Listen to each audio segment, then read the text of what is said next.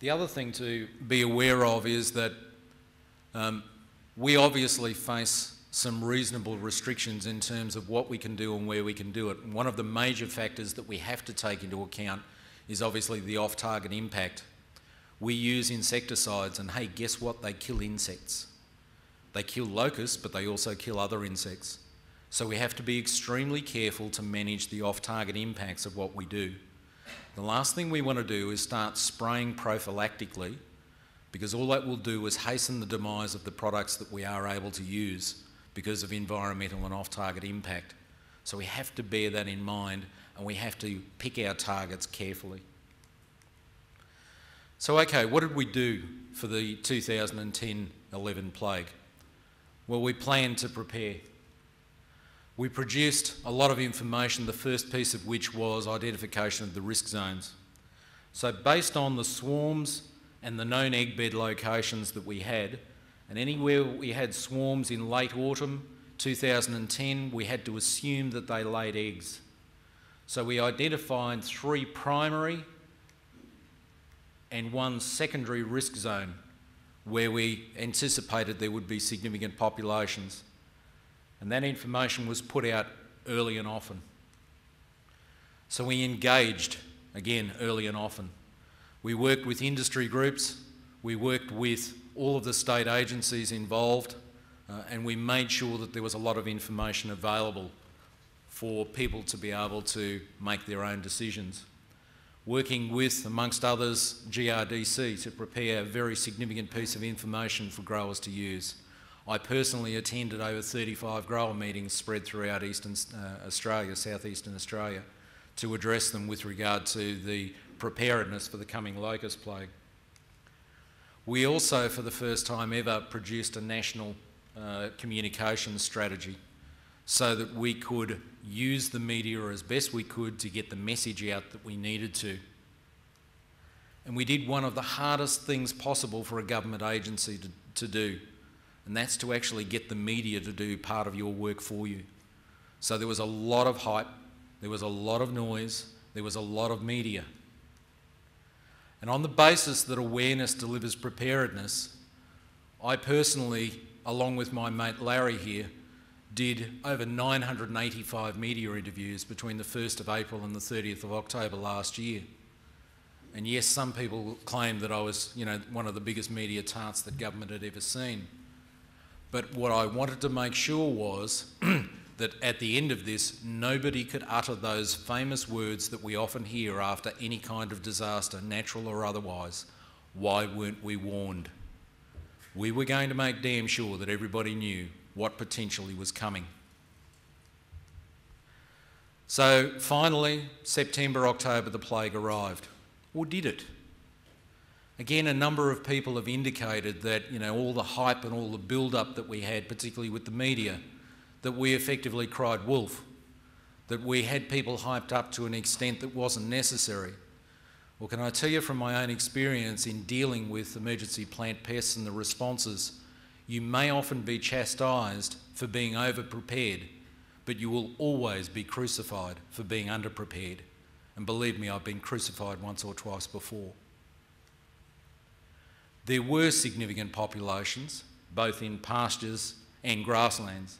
For those who haven't seen or had the privilege of seeing, this is what a high-density locust band looks like from 200 feet. It's a black line across the landscape, and it often leaves behind it very clear areas where the locusts have consumed the vegetation. And there were most definitely some significant losses within individual crop areas. Interestingly enough, and not criticising this particular landholder, but just to indicate how hidden the problem can be, this landholder had been driving around the perimeter of this particular crop for 3 weeks looking for locusts. And it was only when we flew over it and found these bare stripped out areas that he realised that, hey, he did actually have a problem. And yes, there were high density infestations. It's not little rocks on the ground, that's 10,000 locust nymphs per square metre. A category 5 outbreak is classified as when you've got in the order of 3,000 to 4,000 locusts per square metre. So we were certainly seeing locust densities that qualified in that category 5. But eventually the threat diminished. It had a little bit of help. One of the factors that we had in spring was the fact that the temperature actually stayed quite cool for long periods of time and was accompanied by rain. Now that increased the normal mortality that we were used to observing, particularly in the early nymph stages. There's a bacterial infection that locusts carry around with them at all times. But when they're exposed to the stress of cold and continued rain and high density populations and also high vegetation cover, they can actually succumb to this bacteria. So we were seeing significant areas where nymphal bands were actually dying of their own accord, having never been touched by any pesticide. There was also a very significant response from all of the agencies involved. Collectively, between APLC and the state agencies, we treated over 650,000 hectares. And while we can only go on the anecdotal information that we've got, we believe that landholders were so well prepared that more than 2 to 3 times the area treated by agencies was treated by landholders. So we're certainly looking at 2 million hectares plus having been treated. But it went reasonably quietly. And again, that's an issue associated with the preparedness. So the question is all that time, effort and money worth it? We've had ABARES do a benefit cost analysis on the spring 2010 outbreak and the response. The preliminary figures have come back that in the order of $963 million worth of crop and pasture losses were avoided through the implementation of the spring 2010 locust control program. So just shy of $1 billion that would have been avoided. It's unfortunate that other factors such as floods came in and probably took the gloss off that benefit in the long term.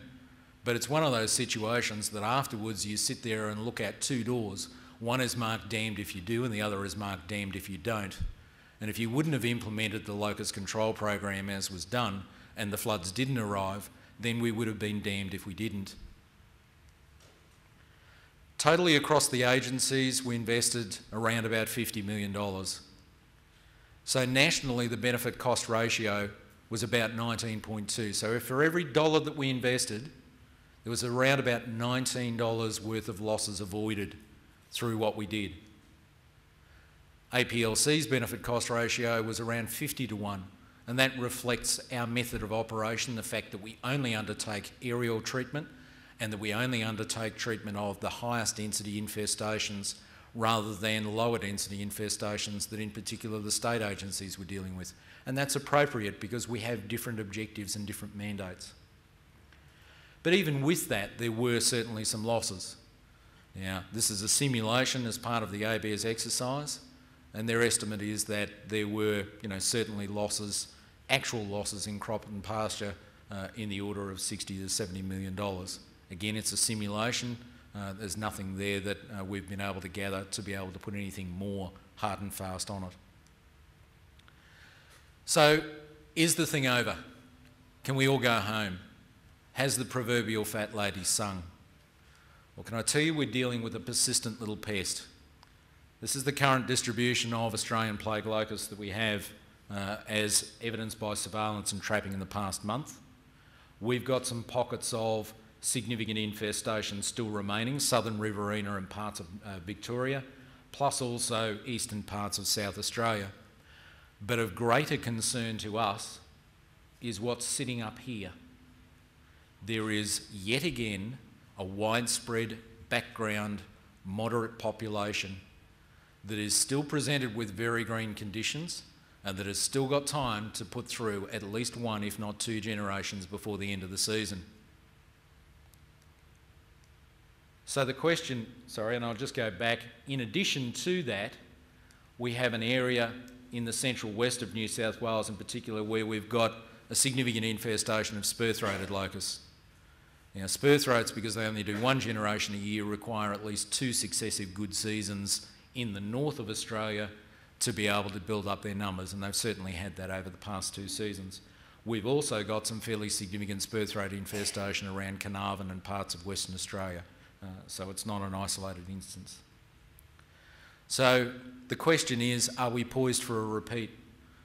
Or is it going to be like deja vu all over again?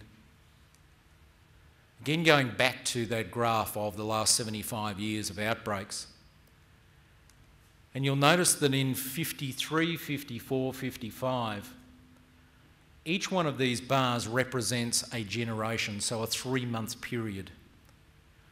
And in 53, 54, 55, we had a period where we had, apart from one season, and that would have been the late autumn winter season, we had a period where we had persistent level 4 and level 5 outbreaks, again associated with repeated La Nina events, where we had 2 successive years, as indicated here, of good, strong La Nina conditions existing.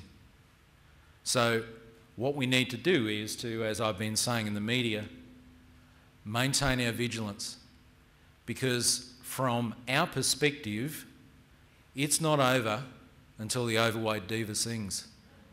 And from our knowledge, she doesn't even start to warm up her vocal cords until the end of April. So be aware, be alert, not alarmed, but be prepared.